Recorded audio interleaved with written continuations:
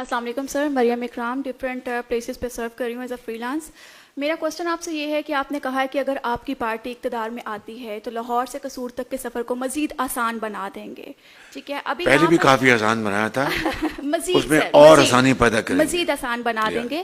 تو ابھی جو مشکل وقت ہے وہ یہ ہے کہ پاکستان میں ہر طبقے سے تعلق رکھنے والا شخص جو ہے مہنگائی سے دو چار ہے.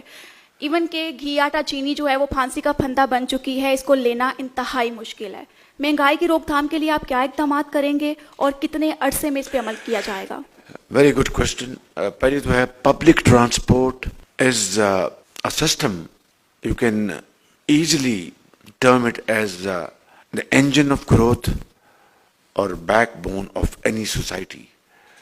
اگر ایفیشینٹ پبلک ٹرانسپورٹ نہیں ہوگا تو کوئی بھی سوسائٹی ترقی نہیں کر سکتی. اور یہ بدقسمتی کی بات ہے، آپ اگر یورپ چلے جائیں، ایسٹرن یورپ چلے جائیں، فار ایسٹ چلے جائیں، آپ دنیا کے اور ممالک میں چلے جائیں، تو جن ممالک نے ترقی اور خوشحالی کا جھنڈا گاڑا ہے وہاں پر پبلک ٹرانسپورٹ نے ایک کلیدی رول ادا کیا ہے.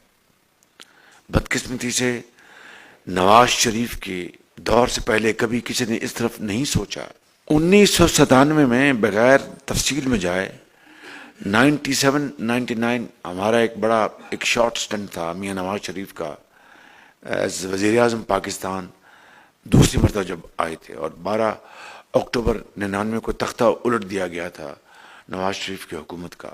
ہم جیل جا رہے تھے اور وہاں سے کوریا سے پہلی کھیپ آ رہی تھی ایئر کنڈیشن ڈیوو بسز کی، اور ہم جیل میں تھے اور ڈیوو بسز چلنا شروع ہو گئی تھیں لاہور میں. یہ تھا ویژن نواز شریف کا پبلک ٹرانسپورٹ کے حوالے سے. اور اس کے بعد جب 2008 میں اللہ نے موقع دیا تو یہ ہم نے لاہور کی میٹرو بنائی. 2013 موقع دیا تو راول پنڈی، اسلام آباد، ملتان، اورنج ٹرین. یہ تو اس کا جال پورے ملک میں پھیلایا جانا چاہیے.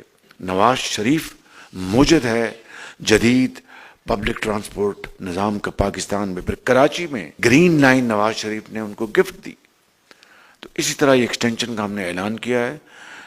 انشاءاللہ رب نے موقع دیا تو پورے ملک میں اس کا جال پھیلایا جائے گا.